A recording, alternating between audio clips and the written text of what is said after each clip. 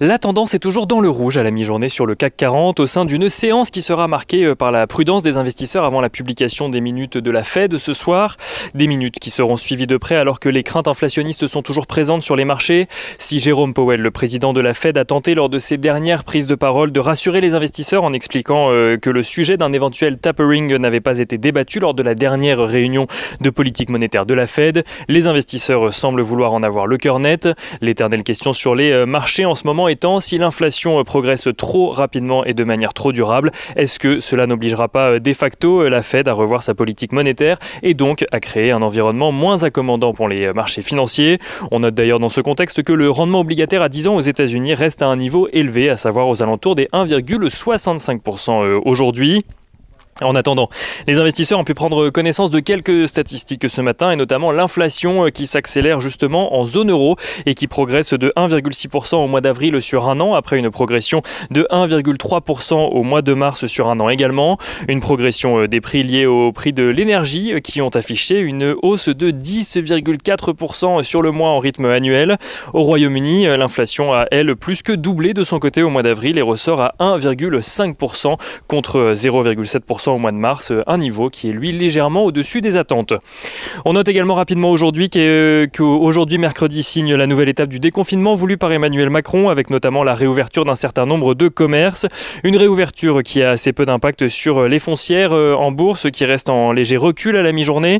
Même tendance du côté de valeurs comme Compagnie des Alpes qui exploite entre autres des parcs d'attractions ou encore Pierre et Vacances plus liés au tourisme. Les deux valeurs sont également en léger recul à la mi-journée. Du côté des valeurs justement, JC Decaux faisait le point hier soir sur ses résultats trimestriels. Il indique s'attendre à une croissance de plus de 60% de son chiffre d'affaires organique ajusté au deuxième trimestre.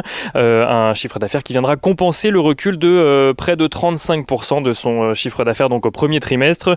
Un repli moins fort que prévu d'ailleurs grâce à la reprise d'une partie de ses activités, notamment en Chine sur la période. En ce qui concerne à présent le mariage des groupes M6 et TF1, le PDG de TF1 s'est exprimé ce matin sur le sujet, annonçant que le gouvernement français accueillerait favorablement le projet. Gilles Pélisson a cependant mis en garde sur le fait qu'un tel projet ne pouvait se faire en se séparant des deux chaînes phares que sont TF1 ou M6 et que si une demande des autorités de la concurrence se faisait en ce sens, cela tuerait le projet. Pour rappel, la fusion de TF1 et M6 donnerait naissance à une nouvelle entité où Bouygues, l'actionnaire de TF1, serait majoritaire avec 30% des parts, tandis que Bertelsmann, l'actuel actionnaire de M6, serait lui actionnaire à 16% de la nouvelle entité, tandis que les 54% restants seraient cotés en bourse. On note toujours à la Bourse de Paris que Solution 30, dont la cotation est toujours suspendue, verra celle-ci reprendre le 21 mai, soit dans 2 jours, l'AMF ayant demandé à l'entreprise de publier sans délai le rapport d'audit sur ses comptes. Et on finit avec le Bitcoin. On note que le Bitcoin passe ce matin sous la barre symbolique des 40 000 $, un niveau auquel la crypto-monnaie n'était pas revenue depuis plus de 3 mois. Le Bitcoin qui perd plus de 20% de sa valeur depuis une semaine, alors que Elon Musk, le fondateur de Tesla, a annoncé que l'entreprise n'accepterait plus les paiements en Bitcoin. Et c'est ce matin le gouvernement chinois qui en a remis une couche, expliquant que selon le régime, les crypto-monnaies ne sont pas de vraies devises.